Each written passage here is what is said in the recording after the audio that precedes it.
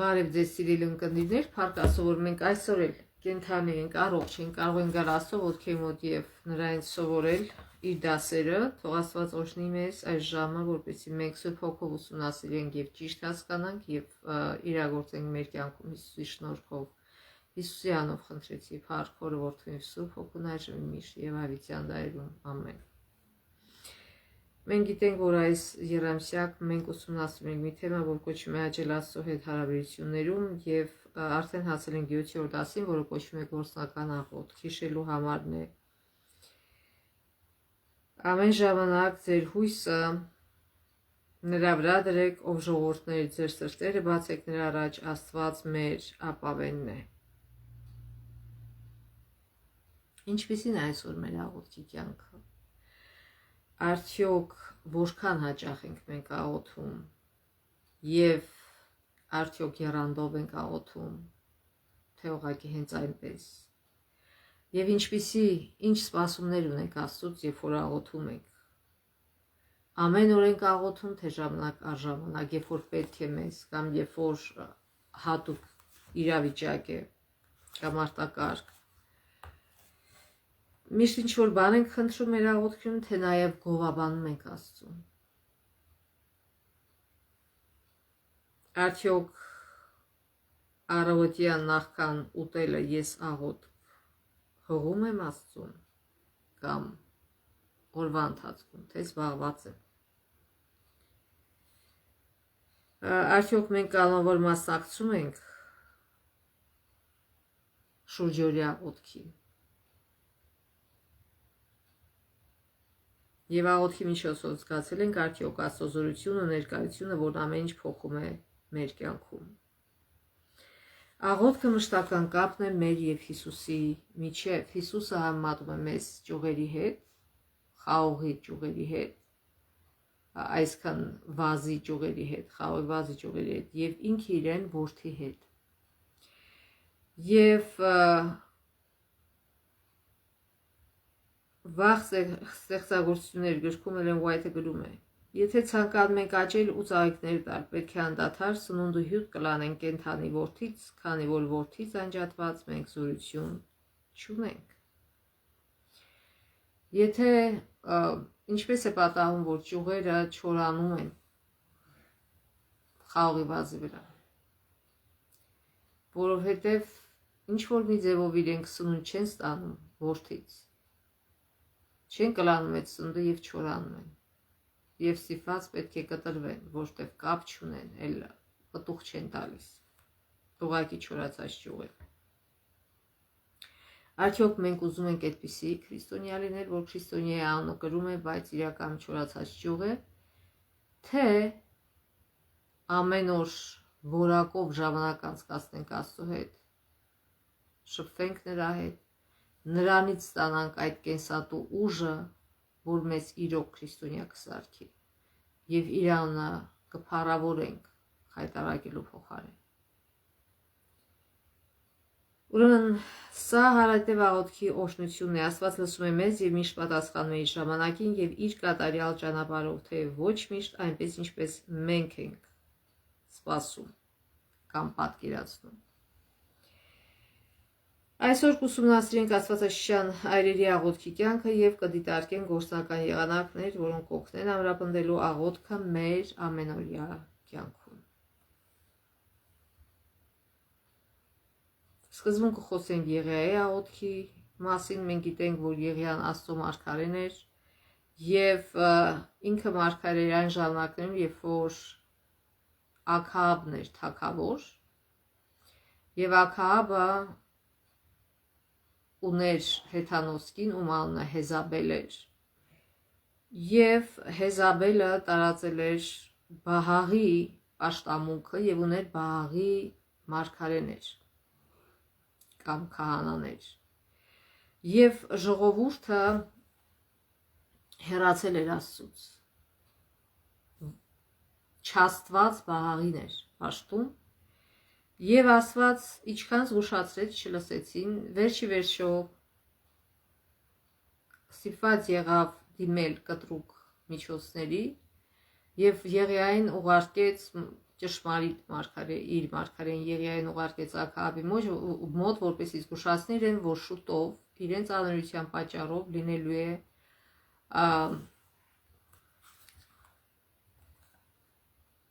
այսինքն անձրև չի գալու։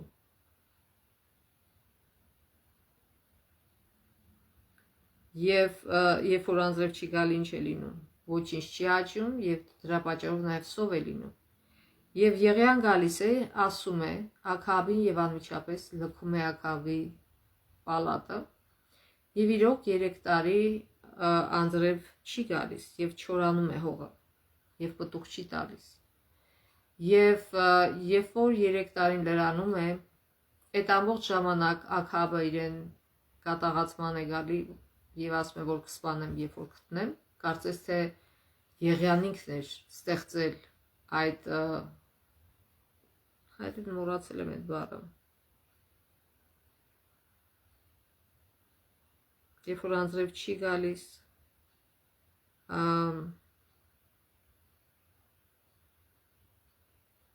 չեմ կարող հիշել այդ բառը։ Երբ որ անձրև չի գալի եւ չորանում է ամեն ինչ, կարծես Եղիան էր դա արել։ Պարզ չէ, որ Աստված միայն կարող է դա անել։ Միթե Եղիան կարող է անձրև բերել կամ չբերել։ Իհարկե Աստված է։ Եվ փոխանակ ինքը իր անօրենությունից նեղանում է Եղիայից, Աստծուց, եւ 3 տարի հետո Աստված Եղիային ասում է գնա։ Չնայած Աքաբը ասում է, որ որտեղ տենամ կսպանեմ, բայց Եղիան վստահելով Աստծուն գնում է եւ հանդիպում է Աքաբին, եւ Աքաբը ասում է այդ դու ես, որ խառնում ես Իսրայելը իրար։ Եվ ասում է ոչ, ես չեմ խառնում, այլ դու ես խառնում։ Եվ ասում է, Աստված ասում է, որ պետք է բոլոր այդ սուտ մարգարեները հավաքվեն Կարմեղոս լեռան վրա, եւ այնտեղ կերևաթով է ճշմարիտ Աստված։ Եվ իրոք հավաքվում են Կարմեղոս լեռան վրա, ամեն մեկը իր զոհասեղանն է սարքում, եւ պայմանը այն էր, որ զոհի վրա, որ երկնքից կրակ ընկնի, ուրեմն այն Աստվածն է ճշմարիտ։ Իհարկե մարգարեի աղոթքով նրանց մոտ ոչինչ չի ստացվում, բայց երբ որ Եղիան մի կարճ աղոթք է անում, կրակ ընկնում է երկնքից եւ լափում է իր բերած զոհը դրանովից ապացուցելով, որ ով է ճշմարիտ Աստված։ Եվ այդ նույն օրը ինքը սպանում է բոլոր սուտ մարգարեներին կամ Բաղի քահանաներին, եւ նաեւ նրա աղոթքով սկսում է անձրև գալ հենց այդ նույն օրը։ Տեսնենք Աքաբը բոլորին չի էլ մտածում, որ ապաշխարի իր մեղքից։ Այլ հակառակը գալիս է եւ պատմում է իր կնոջը Հեզաբելին, թե ինչ տեղի ունեցավ, թե ինչ է արել Եղիան, պատմում է ինչպես է սպանել բոլոր մարգարեներին։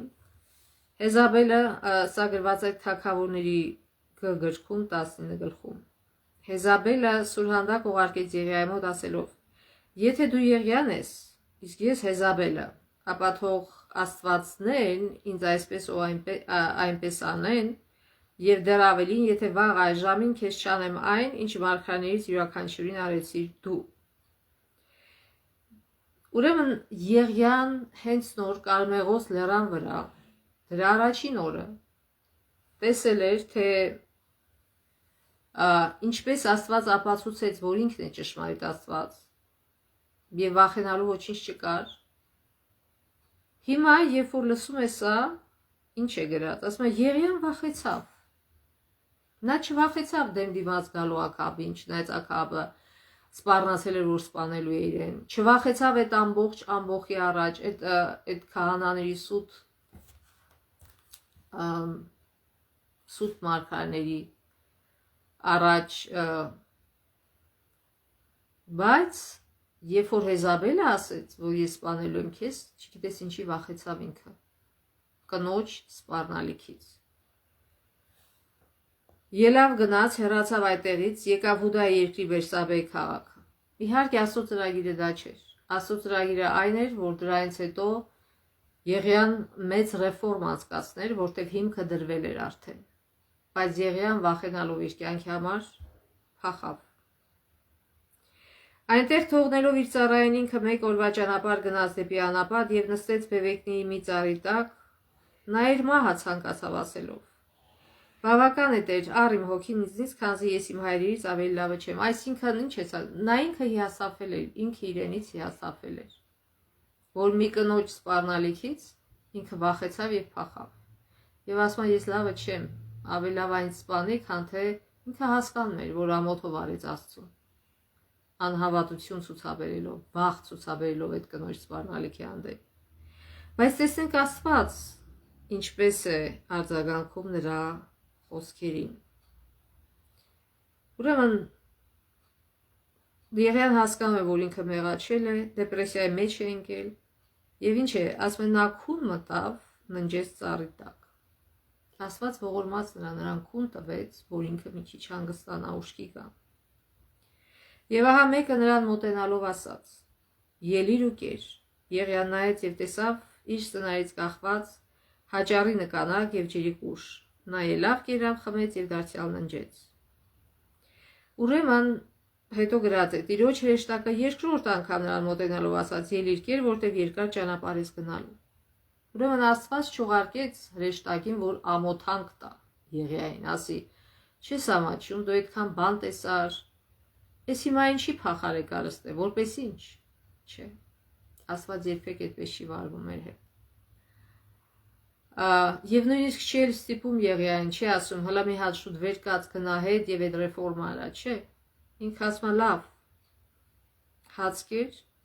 ամրացիր, որտեվ երկար ճանապարհ ես գնալու։ Նա վեր կացավ, կերավ ու խմեց եւ այդ կերակրի զորությամբ 40 օրով 40 գիշեր քայլեց մինչեւ Աստծո Քորեբ լեռը։ Նա մտավ քարային ու այնտեղ օթևանեց։ Միայն հաճարի հաց կերավ եւ ջուր խմեց եւ 40 օր ի վիճակի եղավ քայլելու։ Նա մտավ քարային ու այնտեղ օթևանեց։ Եվ ահա նրան հասավ Տիրոջ խոսքը, որ ասում էր. Ինչու ես այստեղ, Եղիա։ Այսինքն ես քեզ այստեղ ուղարկել եմ։ Ոչ, ինչու ես դու այստեղ։ Քո գործը ուրիշ է։ Նորից չի հանդիպում, ուղղակի հարցնում է ինչու ես այստեղ։ Ինչպես որ Ադամը, երբ որ մեղք գործեց, ասեց. Ուր ես։ Եղիան ասաց. նախանձախնդրություն ունեցա ամենակալ Տիրոջ համար, քանզի իսրայելացիները լքեցին քեզ, քո զոհաղացեղանները կործանեցին եւ քո մարգարեներին սրակտոր արեցին։ Միայն ես եմ մնացել եւ ինձ էլ փնտրում են, որ սպանեն։ Տերը ասաց. վաղն առավոտյան կելնես եւ կկանես լեռան վրա Տիրոջ առջև։ Տերը կկանցնի, մի սաստիկ հողմ կբարձրանա Տիրոջ առաջ կխորտակի լեռները, փուլ կտա ժայռերը, սակայն Տերը այն հողմի մեջ չի լինի։ Հողմից հետո երկրաշարժ կլինի, սակայն Տերը երկրաշարժի մեջ չի լինի։ Երկրաշարժից հետո կրակ կթափվի, սակայն Տերը կրակի մեջ չի լինի։ Կրակից հետո մեղ, զեփյուր կամ մեղ ձայն կլինի։ Երբ Եղիան լսեց Աստծո ասածը, իր կաշվե վերարկուով ծածկեց երեսը, եկավ ու կանեց քարերից ներս, եւ ահա մի ձայն ասաց նրան. Նորից Աստված կրկնում է. Ինչու ես այստեղ, Եղիա։ Եղիան ասաց. նախանձախնդրություն ունեցա ամենակալ Տիրոջ համար, քանզի իսրայելացիները դրժեցին քո ուխտը, քո զոհասեղանները քանդեցին, քո մարգարեներին սրակոտոր արեցին, միայն ես եմ մնացել եւ ինձ էլ փնտրում են, որ սպանեն։ Տերը ասաց նրան. վերադարձիր քո ճանապարհով, գնա Դամասկոսի անապատով եւ երբ հասնես Ազայելին ասորիների թագավոր կոծես։ Այսինքն Աստված չի ստիպում եւ չի ասում գնա հետ եւ ռեֆորմ արա Իսրայելում։ Տեսնում է, որ արդեն այլ խոսքերով ասած, կարծես թե Եղիայի թոշակի անցնելու ժամն է հասել, որպես Աստծո մարգարե, բայց մի վերջին առաջադրանք կար, որ ինքը ուզում էր տար Եղիային։ Եվ ինչ է ասում։ Ասում է գնա Դամասկոսի անապատով եւ երբ հասնես Ազայելին ասորիների թագավոր կոծես, Ամեսեի որդի Հեյուին Իսրայելի թագավոր, իսկ Աբելմաուլացի Սափատի որդի Եղիսեին կոծես մարգարե քո փոխարեն։ Այսինքն ես հասկանում եմ, որ դու օգնել ես, էլ չես կարող, էլ ուժ չունես։ Ես քո բեռը կվերցնեմ եւ կտամ ուրիշին։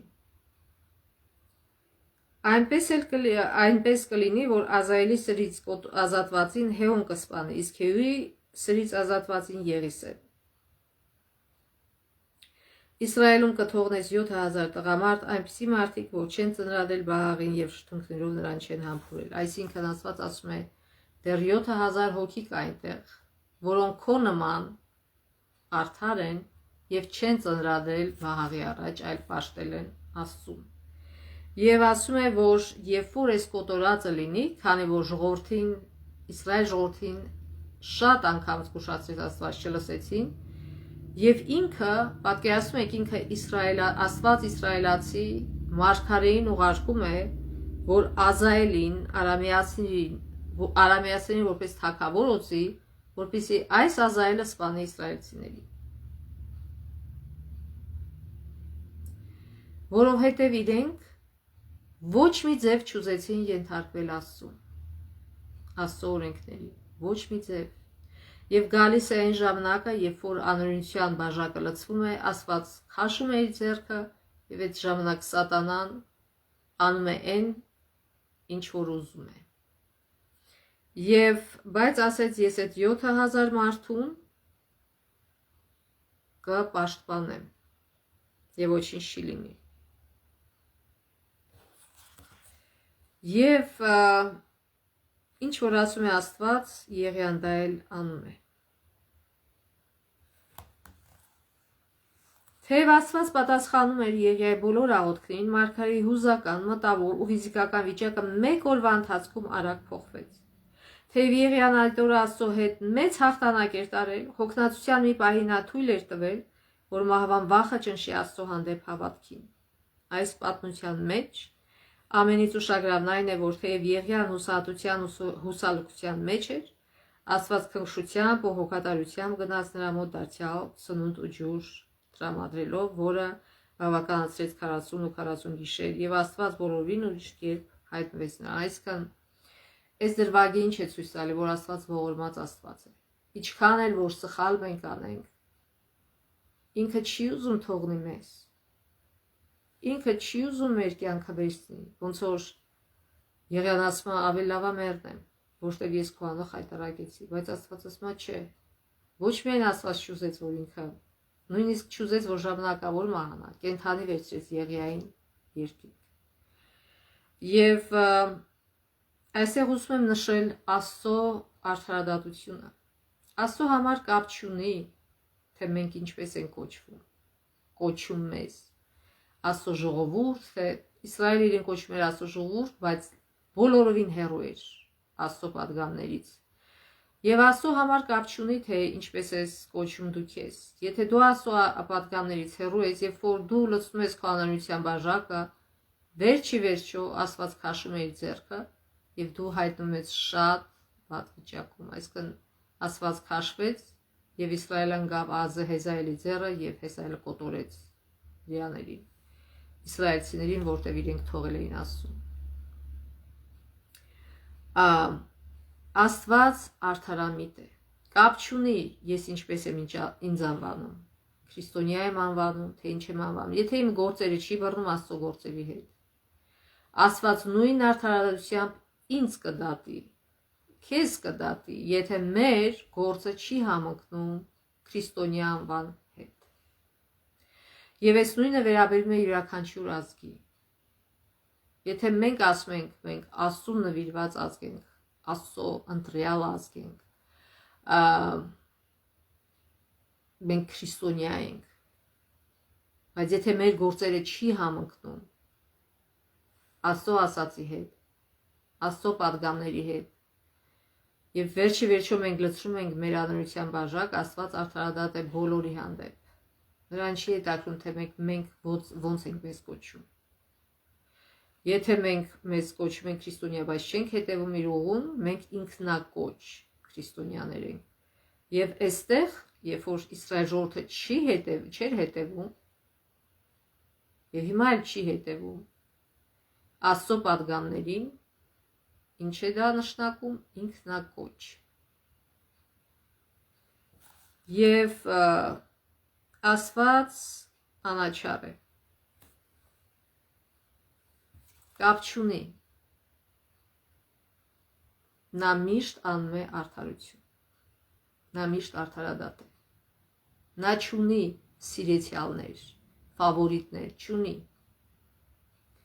Իրա ճանապարհով գնաս օրհնություններ կլինի։ Իրա ճանապարհով չգնաս, կապ չունի թե ինչ ես դու մտածում քո մասին, կապ չունի թե ինչպես ես դու կոչում քեզ, իրա ճանապարհը թողեցիր, ձախողվելու ես։ Եվ քեզ քրիստոնյա անվանելը չի փրկի քեզ։ Եվ ոչ էլ ինձ։ Ոչ մեկին։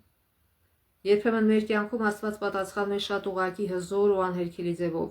Սա ամրապնդում է մեր հավատքը, եւ մենք զգում ենք Աստծո մեծությունը մեր կյանքում։ Այլ դեպքերում մենք տատանվում ենք, ուզիչում գայթակղությանը, մտածելով, որ չափազանց դժվար է Աստծուն հետևել անսասան հավատքով։ Մենք փնտրում ենք Աստծո պատասխաններին ինչպես ակնկալում ենք, առանց գիտակցելու, որ նրա մտքերն ու ճանապարհները շատ ավելի բարձր ու իմաստուն են, քան մեր սեփականը, ինչպես որ Եսայա 55-ի մեջ է գրված, ասում է, Աստված ասում է, իմ մտքերը ձեր մտքերը չի, իմ ճանապարհները ձեր ճանապարհները չի, ինչպես որ երկինքը երկրից բարձր է, այնքան էլ տարբեր են իմ ճանապարհներն ու մտքերը ձեր ճանապարհներից ու մտքերից։ Ինչպես Աստծո արարչագործության վերաբերյալ շատ բան կա, որ մենք չենք հասկանում, այնպես էլ չպետք է զարմանանք, որ Աստծո ճանապարհների վերաբերյալ շատ բան կա, որ դարձյալ չենք հասկանում։ Աստված, մեր բարի ու գթասիրտ Հայրը, ավելի հստակ գիտի, թե ինչի կարիք ունենք մենք։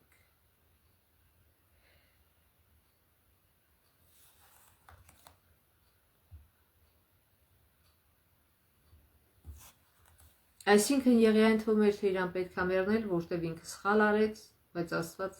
գիտեր, թե ինչի կարիք ունի ինքը։ Ինքը ուղղակի կարիք ուներ գնալ հանգստի, այսպես կոչեցյալ թոշակի։ Երբ թվում է, որ աղոթքներն անպատասխան են մնում։ Միգուցե երկար ժամանակ, նույնիսկ տարիներ շարունակ աղոթել եք ինչ-որ բանի համար եւ թվում է Աստված չի լսել ձեր աղոթքները։ Մատթեոս 7:7 ասում է. խնդրեք եւ կտրվի ձեզ, որովհետեւ ինչ որ ըստ նրա կամքի խնդրում եք, լսում է մեզ։ Խնդրում ենք, լսում է մեզ։ Այդպես է ասում առաջին Հովհաննես 5:14։ Ոչ թե ամեն մեր ուզածը, այլ այն ինչ որ իր կամքով է, որովհետեւ ինքը ավելի լավ գիտի, թե որն է լավ մեր համար։ Ուրեմն պատմենք Աննայի մասին։ Աննան նվիրված կնոջ օրինակ եւ աղոթում էր շատ կոնկրետ բանի համար։ Կարդանք թագավորներ, թագավորներ առաջին գլուխը։ Ուրեմն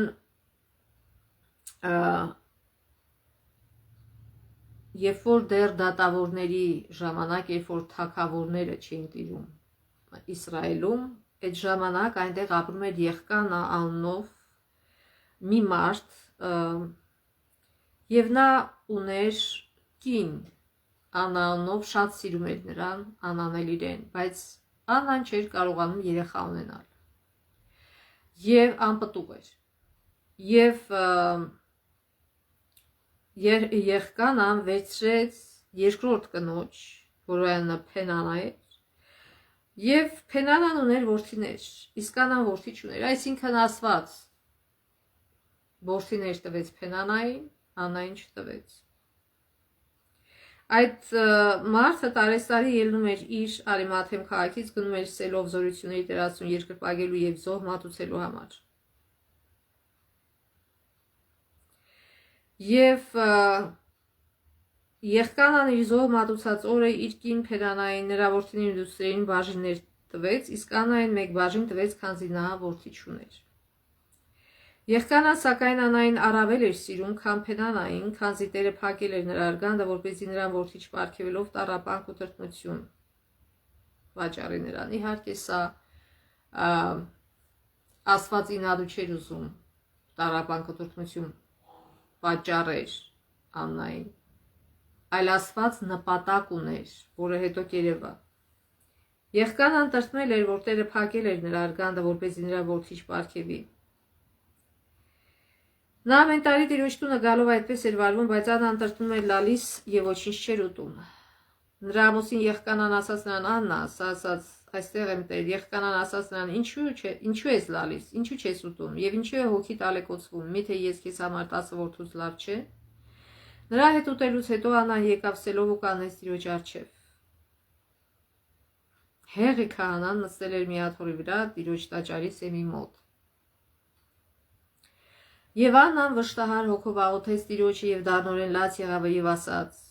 Իսրայելի Տեր Աստված օրությունների Տեր, եթե կամենաս տեսնել քո աղախնի տառապանքները ինձ հիշես,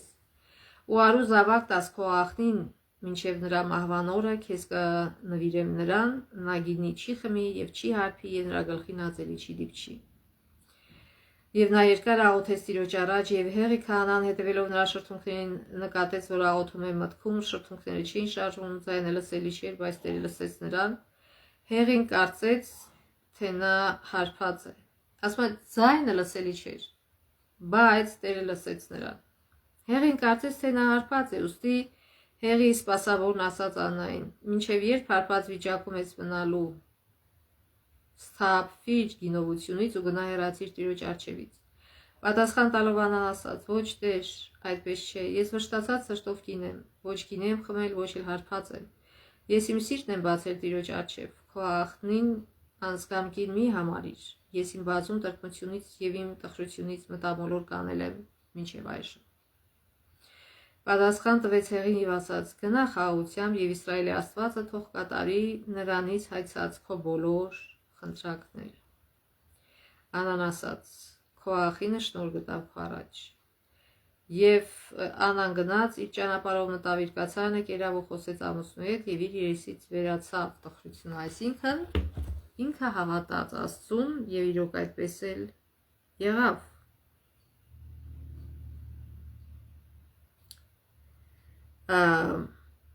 Եվ դրանից հետո Աննան հղիանում է եւ ծննդաբերում է Սամուելին եւ հետո 3 տարեկան նրան հանձնում է տաճարը, ինչպես որ խոստացել էր։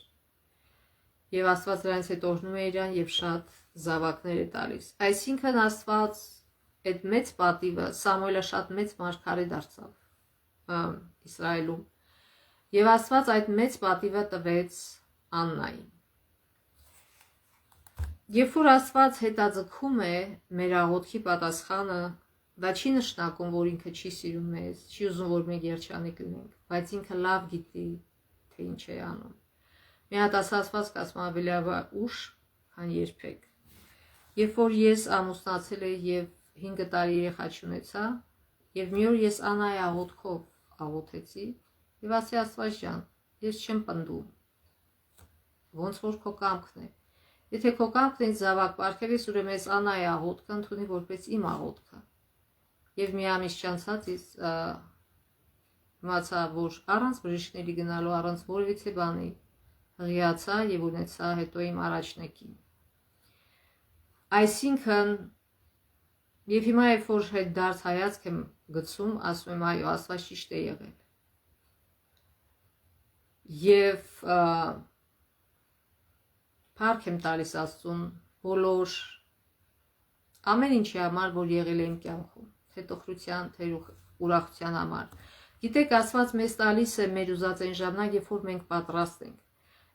Երբ որ մենք պատրաստ ենք մեր ուզածը ճիշտ օգտագործելու, երբ որ պատրաստ ենք ճիշտ ձևով դաստիարակելու երեխային։ Միգուցե եթե Աննան շուտ երեխա ունենար, նա Սամուել չդաստիարակեր։ Սամուելը մեծ մարգարե դարձավ։ Եվ այսինքն Աստված ունի իր նպատակները, իր ճամփաները, եւ երբ որ մեզ թվում է, թե Աստված մեզ արհամարում է, հակառակը, նա մեզ պատրաստում է մեծ պատիվ տալու։ Ինչպես որ Աննային տվեց։ Եվ սկզբում թվում էր, թե Աստված չի պատասխանում նրա աղոթքին, սակայն նա համառեց եւ Աստված պատասխանեց իր կատարյալ ժամանակին եւ իր կամքին համապատասխան։ Երբեմն սпасելը խորացնում է մեր հարաբերություններին Աստծո հետ, քանի որ սովորում ենք ավելի շատ վստահել նրան։ Եվ Սաղմոս 62-ում ասվում է. «Ամեն ժամանակ ձեր հույսը նրա վրա դրայեկով ժողովուրդների, ձեր սրտերը բացեք նրա առաջ, Աստված մեր ապավենն է»։ Վստահություն։ Արդյոք վստահում ենք, որ նա իսկապես գիտի, թե ինչն է լավագույնը։ Նույնիսկ երբ չենք տեսնում մեր աղոթքների անմիջական պատասխանը, մենք վստահում ենք, որ նա ի վերջո կպատասխանի իր կատարյալ ժամանակին եւ իր ճանապարհով։ Երբեմն մեր աղոթքներին պատասխան չի տրվում այնքան արագ, որքան ուզում ենք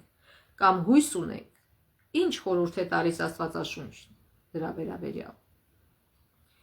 Փնտրեք Աստծո կամքը, այլ ոչ ձերը։ Մատթեոս 6:10։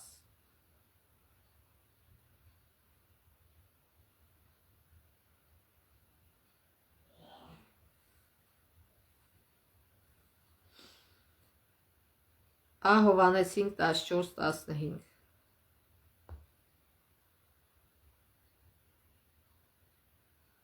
Եվ այս է այն վստահությունը, որն ունենք մենք նրա հանդեպ, այն, որ ինչ էլ խնդրենք ըստ նրա կամքի, նա մեզ կլսի։ Եթե մի բան խնդրում ենք եւ չի լինում, նշանակում է միգուցե մեր վատի համար ենք խնդրում, առանց գիտակցելու, եւ դրա համար էլ Աստված չի պատասխանում։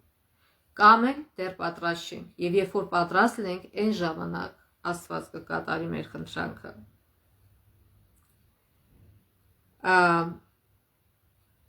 Եվ քանի որ գիտենք, թե նա լսում է մեր խնդրանքները, ապա գիտենք նաև, որ կստանանք այն խնդրանքները, որ հայցենք նրանից, ըստ նրա կամքի իհարկե։ Ուրեմն առաջինը փնտրենք Աստծո կամքը։ Երբ որ տեսնում ենք, որ մեր խնդրանքը չի կատարվում, մենք պիտի խնդրենք Աստծուն, որ իր կամքը մեզ բացի։ Երկրորդ, մտածենք մեր դրդապատճառների մասին, արդյոք ինչու ենք դա խնդրում։ Հակոբոս 4:3-ը ասում է. խնդրում եք եւ չեք ստանում, որովհետեւ չարամտորեն եք խնդրում, որպեսզի այն ծառայեցնեք ձեր ցանկություններին։ Այսինքն գոռոզանակ, երբ որ ձեր խնդրածը ստանում եք մի բան եւ պատրաստ եք դրան, ինչ էլ գոռոզանում եք։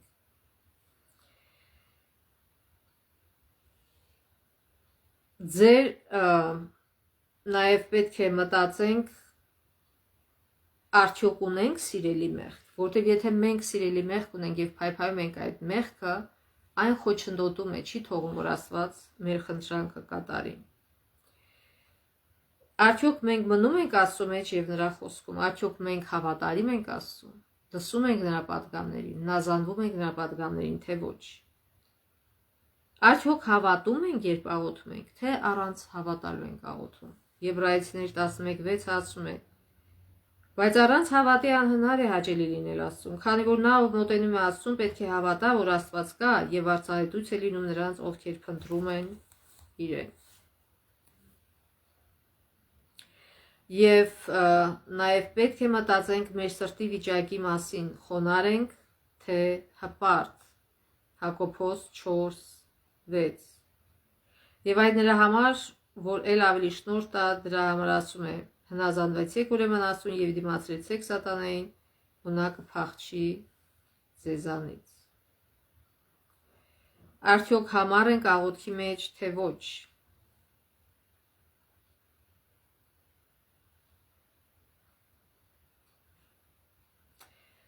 Առաջին Պետրոս 5:6-ը ասում է. խոնարհվեցեք Աստծո հզոր ձեռքի տակ, որպեսզի ժամանակին նա ձեզ բարձրացնի։ Այսինքն պետք չի, որ մենք ինքներս մեզ բրթենք առաջ։ Ասում է խոնարհվեք Աստծո առաջ եւ ինքը ձեզ կբարձրացնի։ Որտեւ եթե մենք մեզ բրթենք եւ գնանք առաջ, վերջի վերջո խայտարակ ենք լինում, մեզ զորով իջացնում են ներքև։ Բայց երբ որ Աստված է բարձրացնում, ոչ ոք չի կարող իջացնել ներքև։ Եվ նաև համառ լինենք աղոթքի մեջ եւ ներենք ուրիշներին, որտեղ Հիսուսը ասեց. եթե ուրիշներին չներեք, Աստված էլ ձեզ չի ների։ Ի վերջո Աստված տեսնում է ընդհանուր ավելի մեծ պատկերը եւ գիտի, թե ինչն է մեզ համար լավագույն։ Աստված ավելի լավ գիտի, թե մենք այս քայլը որ անենք, դրա վերջ ինչ է լինելու, քան թե որ մենք։ Մենք սահմանափակ մարդիկ ենք։ Մենք կարծում ենք, թե որ այս քայլը անենք, այսպես կլինի, հետո անում ենք, տեսնում ենք բոլորին այլ բան եղավ։ Երբեմն նրա պատասխանը պարզապես այն է, ինչ որ ասվեց Պողոսին. քեզ իմ շնորհը բավական է։ Այսինքն Պողոսը ինչ որ մի ցավ ուներ, ինչ որ մի խնդրեմ ուներ, որ խնդրում էր Աստծուն իրենից հեռացնել, բայց Աստված ասեց չէ։ Ես քեզ ուժ կտամ, դու դրա մեջ մնա, որտեղ դա պետք է քեզ։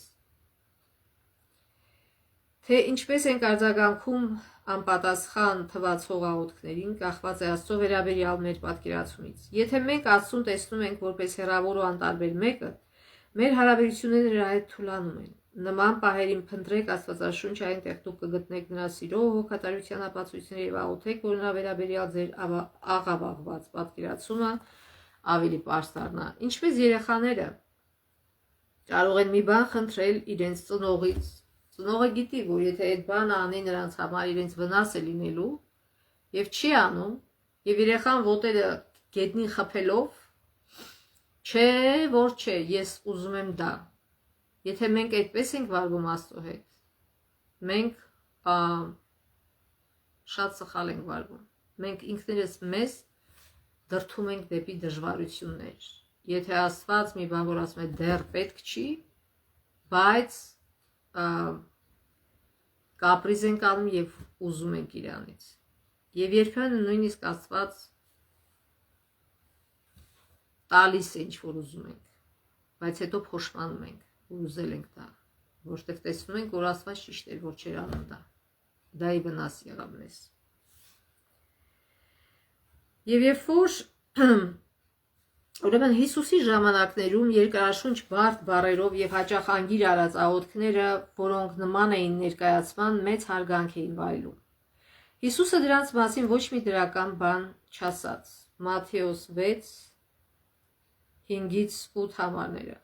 Եվ երբ աղոթես, չլինես կեղծավորների նման, որոնք սիրում են ժողովարաններում, այսինքն եկեղեցիներում եւ հրապարակների անկյուններում աղոթքի կանել, որպեսզի մարդկանց Երևան, թե իբր թե շատ արդար մարդիկ են, կանել են փողոցում աղոթում են։ Ճշմարիտ եմ ասում ձեզ, այդ իսկ է նրանց վարձը։ Այլ դու երբ աղոթես, մտիր քո սենյակը, փակիր քո դռները եւ ծածուկ աղոթիր քո հորը, եւ քո հայրը, որ տեսնում է ինչ որ ծածուկ է, կհատուցի քեզ հայտնապես։ Աղոթք անելիս շատախոս մի լինեք, ինչպես հեթանոսները, որովհետև նրանք կարծում են, թե իրենց շատ խոսքերի պատճառով լսելի կլինեն։ Արդ նրանց չնմանվեք, որտեղ ձեր հայրը գիտե, թե ինչ է ձեզ պետք, նախքան որ դուք նրանից մի բան ուզեք։ Ուրեմն Հիսուսը բնութագրեց այնպիսին, ինչպիսին դրանք կային իրականում, այսինքն այդ ձևավոր աղոթքները։ Շակերտների մեջ բարեպաշտության շքեղ ցուցադրություն, ժամանակակից լեզվով շոու, իրենց իբր թե արդարությունը ցույց են տալի, շոու էին անում։ Աշակերտները տեսան, թե ինչպես է Հիսուսն աղոթում, եւ նրանք գիտեին, որ աղոթքը նրա կյանքի կենսականորեն կարևոր մասն է։ Գիտենք, որ Հիսուսը գիշերը գնում էր եւ աղոթում էր առանձին, որպեսզի իր հորից ուժ ստանա։ Եվ հետևելով Հիսուսին նրանք տեսան, որ նա տարբերվում է կրոնական առաջնորդներից եւ հասկացան, որ աղոթքը շատ ավելին է, քան երբևէ մտածել են։ Ուստի աշակերտները եկան Հիսուսի մոտ ու խնդրեցին. «Տեր, մեզ աղոթել սովորեցրու»։ Հիսուսն իր աշակերտներին եւ նաեւ մեզ ցույց տվեց, որ կարող ենք աղոթել պարզ, առօրյա լեզվով։ Նա ցույց տվեց, որ մեր աղոթքները պետք է լինեն անկեղծ ու սրտից բխած։ Եվ Հիսուսը ինչ ասեց նրանց, ինչպես աղոթեք, հիշում եք, այսքան այդ հայտնի աղոթքը Հայր մեր, որ երկնքում ես։ Ուրեմն Հայր մեր, որ երկնքում ես, դա ինչ է նշանակում, երբ որ մենք դա ասում ենք։ Այսքան մենք ընդունում ենք, որ Աստված մեր երկնային Հայրն է եւ ոչ միայն մեր, ասում ենք Հայր մեր, ոչ թե Հայր իմ, այլ նաեւ ուրիշների երկնային Հայրն է։ Մեզ շրջապատող մարդկանց։ Սուրբ թող լինի քո անունը։ Այսինքն Աստծո սրբությունը ճանաչելը մղում է նրան մոտենալ երկյուղով ու պատկառանքով։ Քո արքայությունը թող գա։ Փափագում ենք Աստծո վերադարձը եւ Սուրբ Հոգու բնակությունը մեր ներսում մինչեւ որ նա գա։ Քո կամքը թող լինի ինչպես երկնքում, այնպես էլ երկրի վրա։ Այսինքն հանձնվելով եւ աղոթելով, որ Աստծո կամքը կատարվի մեր կյանքում, վստահ լինելով, որ նա գիտի լավագույնը, այլ ոչ թե պարզապես աղոթելով այն բանի համար, ինչը մենք ենք ցանկանում։ Այնպես չլինի, որ նրանով ասենք, թող քո կամքը լինի, բայց հետո գնանք մեր կամքը անենք։ Նորից վատ արդյունք կլինի։ Դուր մեզ այսօր մեր հանապազօրյա հացը, այսինքն խնդրում ենք ինչ որ անհրաժեշտ է ապրելու համար, ինչպես ֆիզիկապես, կերակուր եւ ջուր, այնպես էլ հոգեվոր առումով, Հիսուսն ու նրա կենթանի խոսքը։ Հիսուսը չի ասում, տեսեք, ասում է հանապազօրյա հացը։ Չի ասում 10 օրվա հացը, մի ամսվա հացը, մի տարվա հացը, ասում է հանապազօրյա հացը։ Այն, ինչ որ անհրաժեշտ է այսօր։ Եվ ների՛ր մեզ մեր պարտքերը, ինչպես մենք էլ ներում ենք մեր պարտապաններին։ Սա ամենադժվար պահն է մարդկանց համար։ Աստված ասում է, ես ձեզ կներեմ, բայց գիտեք երբ որ դուք ներեք նրանց, ովքեր ձեզ ցավ են պատճառել։ Ապաշխարելով, ներում խնդրելով եւ հիշելով ներել նրանց, ովքեր վիրավորել են մեզ, ներել այնքան թեթևորեն, որքան Աստված է ներում մեզ։ Այնքան թեթևորեն ու հեշտորեն, ինչպես Աստված է ներում մեզ։ Եվ կարծես թե ֆորմուլան պարզ է, չէ։ Դուք ներեք, ես էլ ներում եմ ձեզ։ Դուք չներեք, դուք էլ չեք ներվի։ Ինչու՞։ Որտեվ ամեն մեկը սխալներ է անում, եւ մենք չգիտես ինչու վերապահում ենք մեզ իրավունք սխալվելու, բայց ուրիշին թույլ չենք տալիս, չենք ներում, որ ինքը սխալվել է։ Եվ մի տար մեզ փորձության, այլ փրկիր մեզ չարից։ Սա ինչ ենք մենք խնդրում, մենք Աստծուց խնդրում ենք պաշտպանություն եւ ապաստան խնդրելով,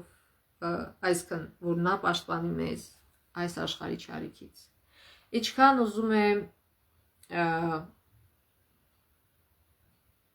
հայերեն ոնց էր ծելախրանիցել ունենալ, ինչքան ուզում է զենք ունենալ, միևնույն է, ձեր կյանքը կախված է Աստծուց։ Եթե Աստված չխնայի ձեր կյանքը, եթե Աստված չպահպանի մեր կյանքը, մեզ, մեր տունը, մեր ամեն ինչը, զուր են այդ բոլորը։ Ոչ մի զենք եւ ոչ մի ծելախրանիցել չի փրկի դրանից։ Այսքան վատ բանից։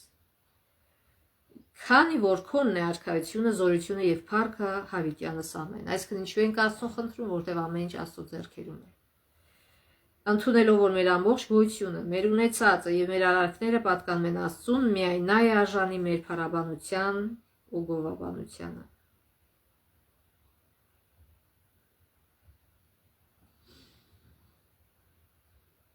Ինչպես Հիսուսը սորեցրեց աղոթել, մենք կարող ենք հետևել այս պարզ կառուցվածքին,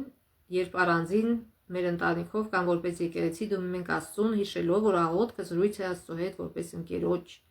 Շատ հաճախ մեր աղոթքները հեղեղված են խնդրանքներով, բայց Հիսուսը մեզ սորեցրել է աղոթել շատ ավելի համար։ Օրինակ Դանիելի աղոթքը օրինակ վերցնենք, հիմա կկարդանք Դանիել 9-րդ գլուխ 4-ից 19 համարները։ Դանիել 9-րդ գլուխ 4-ից 19 համարները։ Ես աղոթեցի Տիրոջը, իմ Աստծուն խոստովանեցի եւ ասացի. Ող Տեր, մեծ եւ ահարկու Աստված, որ ուխտ եւ ողորմություն ես պահում քեզ սիրողների եւ հրամաններ պահողների համար։ Այսինքն ինչ է անում Դանիել առաջինը։ Փառաբանում է իրեն, ասում է դու ողորմած ես։ Դու սիրող ես։ Մենք մեղանչեցինք եւ անօրենություն գործեցինք, ամբարիշտ եղանք ու ըմբոստացանք եւ խոտորեցինք քո հրամաններից եւ պատվիրաններից, չլսեցինք քո ծառաներին մարգարեներին, որոնք քանունից խոսեցին մեր թագավորների, մեր իշխանավորների եւ մեր հայրերի հետ եւ երկրի ամբողջ ժողովրդի հետ։ Ով Տեր, քոնն է արդարությունը, իսկ մերը երեսի ամոթը, ինչպես որ այսօր է։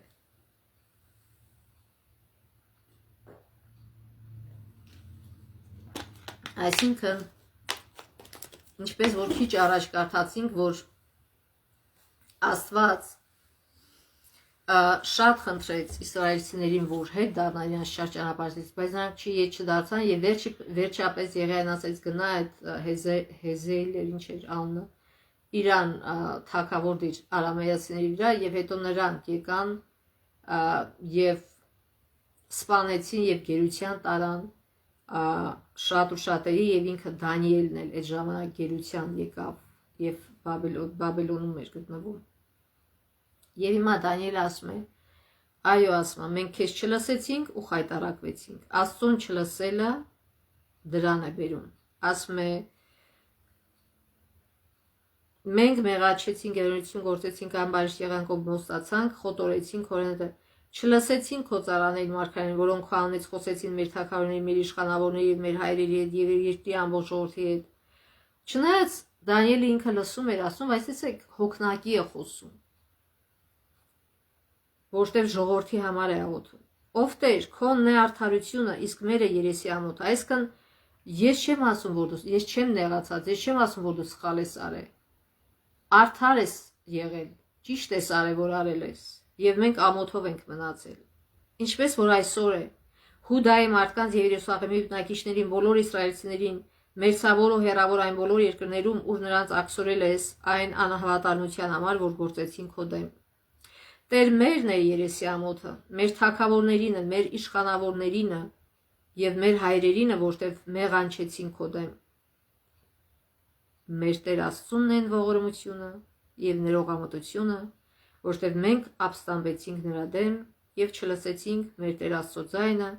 որպեսզի գնայինք նրա օրենքներով, որոնք նա մեր առաջ դրեց իր ծառաների մարգարեների միջոցով։ Այս չի, որ նստած սպասմաթով սխալանի ինքն էլ բամփի գլխին, չէ։ Ասում է այո Տեր ջան, մենք սխալ արեցինք, բայց դու ողորմած ես։ Ինչպես Եղիայի օրինակով մենք տեսանք, որ Եղիան կարող էր մի ահռելի ռեֆորմ անել, բայց իր վախի պատճառով ձախողեց Աստծուն եւ Աստծո անել խայտարակվեց, որտեղ մի հատ կնոջ վախից փախավ։ Բայց Աստված ինչ արեց։ Բամփեց իր գլխին։ Ասեց, ես ինչ արեցի, թու ամոթ քեզ, չէ։ Ուղղակի ողորմած։ Ուղղակի տեսա, որ արդեն հոգնած է։ Եղիան էլ չի դիմանում այդ ճնշմանը։ Այդ ստրեսին չի դիմանում եւ ուղղակի ասեց, լավ, հոգնել ես, գնա Եղիսեին, քո փոխարեն, օծիր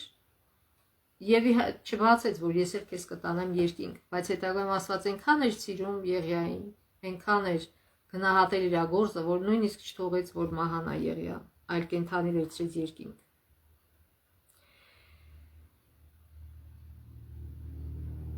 Եվ ասում է, ամբողջ Իսրայելը անտեսեց քո օրենքը եւ խոտորեց մերժելով հնազանդվել քո ձայնին, եւ մեզ վրա թափվեցին անեծքն ու երթումը, որոնք գրված են Աստծո ծառա Մովսեսի օրենքի գրքի մեջ, քանի որ մենք նրա դեմ մեղանչեցինք։ Եվ նա հաստատեց իր խոսքերը, որ խոսել էր մեր դեմ, եւ մեզ դատող մեր դատավորների դեմ, մեզ վրա մեծ չարիք բերելով, այնպես որ երկնքի տակ նման բան չի եղել, ինչպես որ եղավ Երուսաղեմին։ Շատ մարդիկ սա կարդում են եւ կարծում են սա մենակ վերաբերվում է հրեաներին, Իսրայելին, ոչ, կապ չունի, ինչ ազգ ես։ Բոլոր ազգերի Տերն էլ Աստված է եւ բոլոր ազգերի համար էլ ինքը դրել է իր արդարադատ, իր արդարամիտ օրենքները։ Եթե մենք շեղվում ենք, նույնը կատարվում է մեզ հետ։ Թե ազգովի, թե անհատական։ Մովսեսի օրենքի մեջ գրվածի մեջ ամբողջ չարիք Աստված զգուշացրել էր, որ եթե հետևեք իմ խոսքին, օրհնվելու եք, չհետևեք, վատ է լինելու։ Եվ ասում է, քո զգուշացրածը եկավ, այդ չարիքը եկավ մեր գլխին։ Սակայն մենք Տիրոջը, բայց Աստված քանի հատ մարգարե ուղարկեց, քանի դար համբերեց, ինչքան զգուշացրեց իրանց, սխալ եք անում, մի արեք, չլսեցին, բայց այնտեղ չդրեցին այդ մարդկանց։ Եվ վերջապես Աստծո համբերությունը հատեց, իրանց անօրությունն բաժակնել լցվեց եւ իրանք քշվեցին, այդ հողից սպանվեցին։ Սակայն մենք Տիրոջը մեր Աստծուն ցավոք այսօր էլ նույն բանը շարունակում է, մեր Աստծուն չպաղատեցինք, որպեսզի հետ դառնալով մեր անօրությունից իմաստուն լինեին քո ճշմարտության անսալով։ Հիմա ուրիշ ժողովուրդները փոխանակօրինակ վերցնեն, տեսնեն, թե ինչի է բերում անօրությունը, շարունակում են անօրություն անել։ Կան մարդիկ, որ զգուշացնում են, ասում են մի անօրություն արեք։ Կարող ասկի Աստծո անունից չեն խոսում, բայց զգուշացնում են, որ դրա վերջը լավ չի, բայց միևնույն է չեն լսում։ Ուստի Տերն այս չարիքը մտադրեց եւ մեզ վրա բերեց, այն որովհետեւ Տերը մեր Աստվածը արդար է իր կատարած բոլոր գործերի մեջ, բայց մենք չհնազանդվեցինք նրա ձայնին։ Եվ ասում է, որ մենք նախատինք ենք դարել մեր շրջապատողների համար եւ արդ մեր Աստված լսիր քո ծառայաղոթքն ու նրա աղաչանքը եւ հանուն քեզ ով Տեր հաջողաբար նայիր քո ամենացած սրբարանին խոնարհեցրու քո ականջով իմ Աստված Եվ լսիր բաց աչքերդ եւ տես մեր ավերակները եւ այն քաղաքը, որը քո անունն է կրում։ Որտեւ մեր աղերսանքը քո առաջ ոչ թե ըստ մեր արդարությունների, այլ քո մեծ ողորմության։ Ուրեմն Դանիելը հուսահատ չէր, ինքը լավ գիտեր, թե ինչքան ողորմած Աստված ունեն իրենք։ Եվ դրամ էլ եկել էր եւ աղոթում էր հավատքով առ Աստված, որ Աստված կողորմա եւ կօգնի։ Ով Տեր լսիր, ով Տեր ներիր, ով Տեր ականջիր եւ կատարիր, հանուն քեզ մի հապաղիր ով իմ Աստված։ Աստծո անունի համար է առաջինը մտածում, ասում է հանուն քեզ, հանուն քո անվան, որտեվ քո անունով են կոչվում քո քաղաքն ու քո ժողովուրդը։ Եվ այսօր էլ յուրաքանչյուր մեկը կարող է այսպես Դանիելի պես աղոթել հավատքով, որպեսզի Աստծուց ստանանք ողորմություն եւ չարիքը անցնի մեր վրայով առանց մեզ դիպչելու։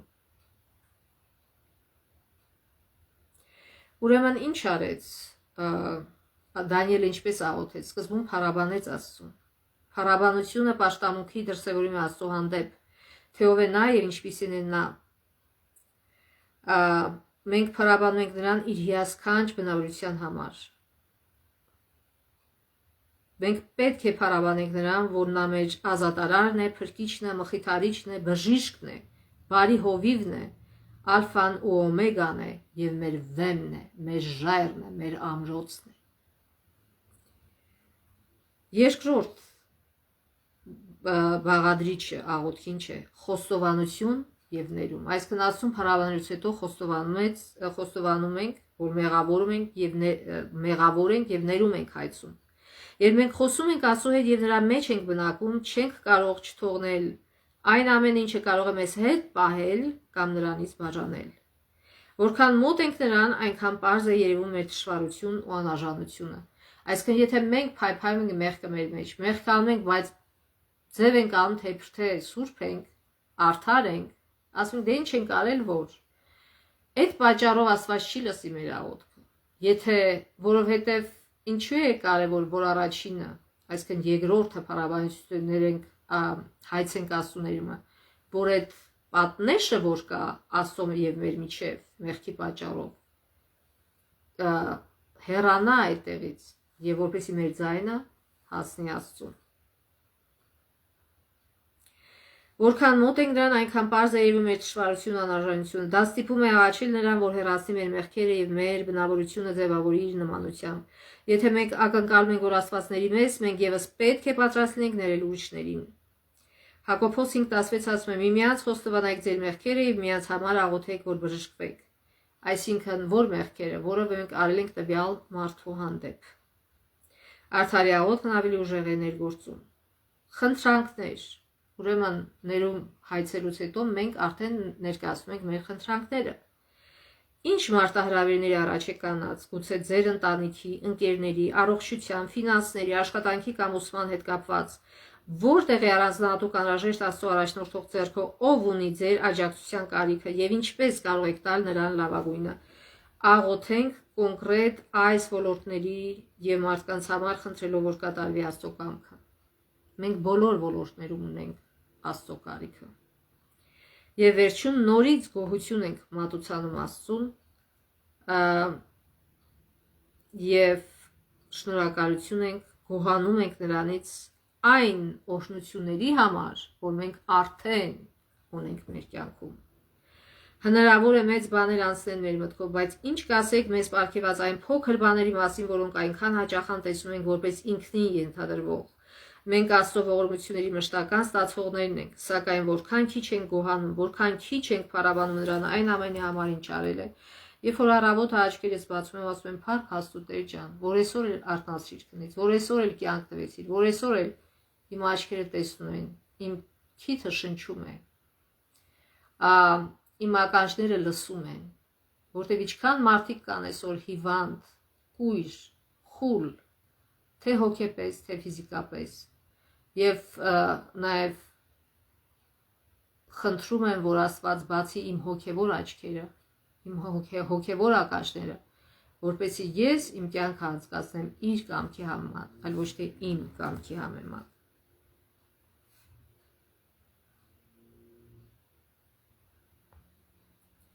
Ինչու է պետք աղոթել, երբ Աստված ամենագետ է։ Էլեն Ուայթն այսպես է բացատրում. դա անհրաժեշտ է ոչ թե նրա համար, որ Աստված իմանա, թե ով ենք մենք, Աստված լավ գիտի, այլ մեզ համար, որպեսզի կարողանանք ընդունել նրան։ Աղոթքը ոչ թե Աստծուն է իջեցնում մեզ մոտ, այլ մեզ է բարձրացնում Աստծու մոտ։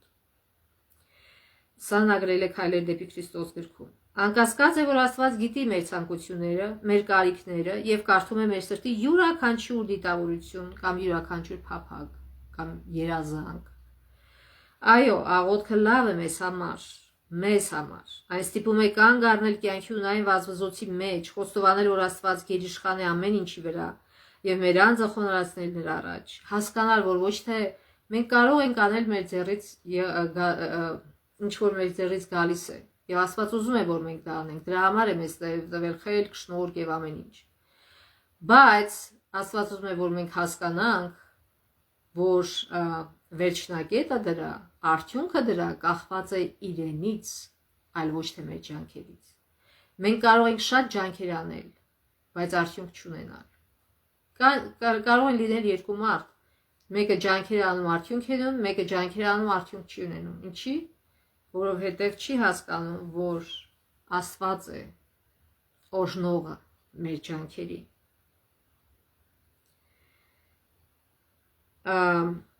Աղաչանքը, ուրեմն, եւ դա ստիպում է, երբ որ մենք հասկանում ենք, որ Աստված է գերիշխան ամեն ինչի վրա, մեր անձը խոնարհվում է նրա առաջ։ Աղաչանքը կարող է նաեւ ուղիներ բացել, որ Աստված գործի,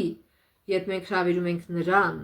Սուրբ Հոգին բարեխոսում է մեզ համար, երբ չգիտենք, թե ինչպես աղոթենք այնպես, ինչպես պետք է։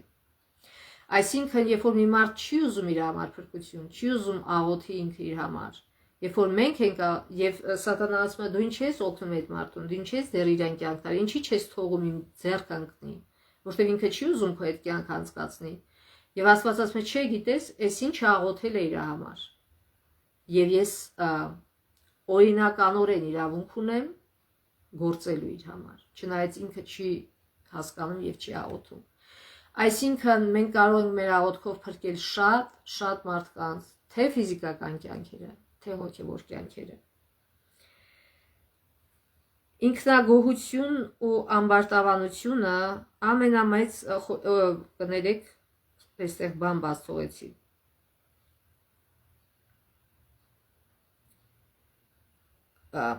Այսինքն ավելի շուտ այստեղ է բաց թողված։ Շատ մարդիկ ասում են, լավ, եթե ամեն ինչ լավ է, էլ ինչի պիտի ես աղոթեմ Աստծուն, առանց հետ էլ ամեն ինչ լավ է։ Բայց դա ինչ է նշանակում, որ այդ ժամանակ մենք ինքնագոհ ու ամբարտավան ենք դառնում։ Եվ դա ամենամեծ խոչընդոտներից մեկն են աղոթքի զորավոր կյանքի ճանապարհին։ Եթե միայն գիտակցեինք, թե որքան ունենք Աստծո կարիքը, եթե ամեն ինչ լավ է, մենք կարող ենք միայն փառաբանել Աստծուն։ Եթե մեր մոտ ամեն ինչ լավ է, մենք կարող ենք մեր մոտիկի համար խնդրել, որ գիտենք ինքը խնդրեմ ունի։ Եթե մեր համար ոչինչ չունենք խնդրելու, չնայած այս մեղավոր կյանքում ոնց կլինի, որ խնդրեմ չունենաս։ Եվ եթե միայն գիտակցենք, թե որքան ունենք Աստծո կարիքը, շատ ավելի հաճախ կգնայինք նրա մոտ։ Եթե կատարյալ հրեշտակներն անգամ երկրպագում ու փառաբանում են նրան, ապա ինչու մենք մեղավոր մարդիկս պետք է մտածենք, թե ավելի քիչ ունենք նրա կարիքը։ Ինչ են ասում ճշմարտության մասին հետևյալ համարները։ Մատթեոս 5:6 Երանի նրանց, որ քաղցած են ու ծարավ են արդարության, որտեղ նրանք պիտի հագինան։ Այսինքն, երբ որ դու քաղցած ես արդարության, ինչ ես անում։ Գնում ես ամենաարդար էակի հետ ես շփվում եւ միակ արդար էակի հետ ես շփվում այս Աստծո հետ այս կյանքում։ Եվ ինչպես Եբրայեցիներ 11:6-ը կարդացինք, որ ասում է առանց հավատքի չես կարող հաճեյանալ Աստծուն, եւ աղոթքն ու հավատքը սերտորեն կապված են եւ դրանք պետք է միասին ուսումնասիրվեն։ Հավատքով աղոթքի մեջ աստվածային գիտություն կա։ Դա այն գիտությունն է, որ պետք է հասկանա յուրաքանչյուր ոգով ցանկանում է իր կյանքի ընթացքը հաջողությամբ պսակել։ Քրիստոսն ասում է. այն ամեն ինչ աղոթքով խնդրեք, հավատացեք, որ կստանաք ու դա կտրվի ձեզ։ Նա հստակեցնում է, որ մեր խնդրանքները պետք է համապատասխանեն Աստծո կամքին, մենք պետք է խնդրենք այն, ինչ նա խոստացել է, եւ ինչ էլ որ ստանանք, պետք է օգտագործի նրա կամքին համաձայն նրա կամքը իրականացնելու համար։ Եթե պայմանները բավարարված են, խոստումը միանշանակ տրվում է։ Մենք չպետք է արտաքին որևէ ապացույց փնտրենք օրհնության համար։ Սա գրված է Էլեն Ուայթի դաստիարակություն գրքի մեջ է, վերջում կարդանք. Քայլեր դեպի Քրիստոսից։ Եթե մենք ավելի շատ մտածեինք ու խոսեինք Հիսուսի մասին եւ ավելի քիչ մեր մասին, ավելի շատ կզգայինք նրա ներկայությունը։ Եթե մենք խորհրդածենք մեր կասկածների ու վախերի շուրջ կամ փորձենք լուծել այն ամեն հարցերը, ինչը դեռևս պարզորոշ չենք տեսնում, նախքան հավատն ունենալը, կասկածները միայն կավելանան ու կխորանան։ Բայց եթե գանք Աստծո մոտ, զգալով մեր անօգնականությունն ու կախվածությունը, ինչպես որ կանք իրականում եւ խոնար վստահ հավատքով մեր կարիքները ներկայացնենք նրան, ում գիտությունն անսահման է, ով արարչագործության մեջ տեսնում է ամեն ինչ եւ իր կամքով ու խոսքով կառավարում է ամեն բան, նա կարող է եւ կլսի մեր աղաղակը եւ լույս կփայլեցնի մեր սրտերի մեջ։ Հոգին կարող է ավելի մոտենալ երկնքին փառաբանության թևերով։ Այո, երբ որ մենք փառաբանում ենք Աստծուն, ավելի ենք մոտենում երկնքին։ Երկնային պալատներում Աստծուն երկրպագում են երգով ու երաժշտությամբ, եւ երբ արտահայտում ենք մեր գոհաբանությունը, մենք մոտենում ենք երկնային զորքերի երկրպագությանը։ Եկեք հարգանքով եւ ուրախությամբ գանք մեր Արարչի առջև, որպես գոհաբանություն եւ օրհներկության ձայն։ Թող սա լինի մեր կյանքի, թող այս բառերը առաջնորդեն մեր կյանքը այսօր։ Փառք Աստծո, շնորհակալ ենք Աստծուց, որ այսպիսի սքանչելի բաները Աստված մեզ սովորեցնում, ինչու համար, որպեսզի մենք ինչքան հնարավոր է քիչ տխրություն եւ ձախողում ունենանք մեր կյանքում եւ ավելի շատ ճշմարիտ հաջողություն եւ ճշմարիտ ուրախություն։ Այս սրա համար են այս դասերը։ Թող Աստված մեզ օրհնի, որ այս դասերը յուրացնենք, այսինքն ոչ միայն լսենք ու անցնենք, այլ իրոք յուրացնենք, իրոք Աստծո առջև գանք որպես մեր ընկերոջ եւ նրան փառաբանենք, նրանից ներում հայցենք եւ նաեւ մեր խնդրանքները ներկայացնենք նրան եւ վերջում գոհանանք նրանից եւ անպայման իր պատասխանը փնտրենք ոչ թե մեր գլխում, այլ Աստվածաշնչում։ Թող Աստված մեզ օրհնի այս հարցում, Աստծո ողորմությամբ մինչև մյուս շաբաթ։